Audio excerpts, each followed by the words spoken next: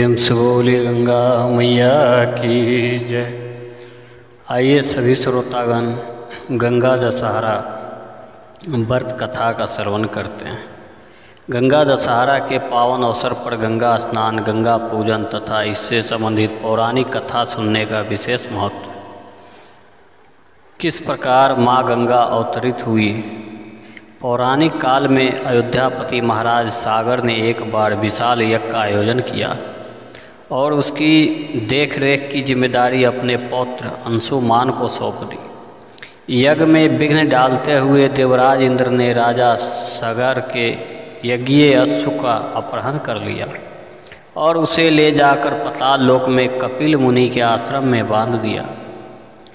घोड़े की खोज में सागर के पुत्र ने धरती की खुदाई शुरू की और आखिरकार उन्होंने कपिल मुनि के आश्रम को ढूंढ लिया।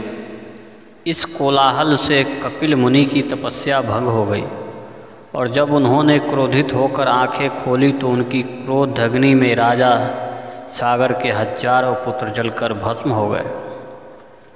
घोड़े की खोज में जब अंशुमान कपिल मुनि के आश्रम में पहुँचे तो महात्मा गरुड़ ने उन्हें सागर के हजारों पुत्र के भस्म होने की जानकारी दी।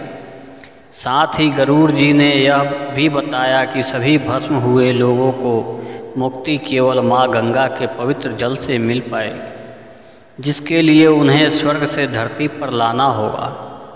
यह सुनकर अंशुमान वहाँ से घोड़ा लेकर चले गए और वापसी पहुंचकर राजा सागर को पूरा वृत्तांत सुनाया। यज्ञ संपन्न होने के बाद राजा सागर, अंशुमान और उनके पुत्र दिलीप ने गंगा को धरती पर लाने की बहुत कोशिश की, लेकिन वे असफल रहे। कई वर्षों के पश्चाताप दिलीप के पुत्र भागीरथ ने देव गंगा को पृथ्वी पर लाने के लिए कठोर तपस्या की, जिसे देखकर माँ गंगा प्रसन्न हुई और उनसे वरदान मांगने के लिए कहा।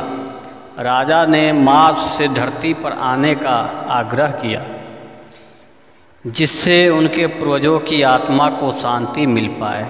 माँ गंगा धरती पर आने के लिए मान गई, लेकिन उन्होंने भागीरथ को बताया कि अगर वह स्वर्ग से सीधा पृथ्वी पर आएंगी तो पूरी पृथ्वी उनके वेग और गति को सहन नहीं कर पाएगी। इस समस्या के समाधान के लिए देवी गंगा ने भागीरथ को भगवान शिव की आराधना करने के लिए कहा। इसके बाद भागीरथ शिव भक्ति में पूरी तरह लीन हो गए और इसके प्रसन्न होकर स्वयं महादेव ने उन्हें दर्शन दिया। जब शिव जी ने उन्हें वरदान मांगने के लिए कहा तो उन्होंने अपनी समस्या के बारे में बताया। भागीरथ की समस्या सुनकर महादेव ने इसका समाधान निकाला और गंगा जी को अपनी जटाओं में कैद कर लिया।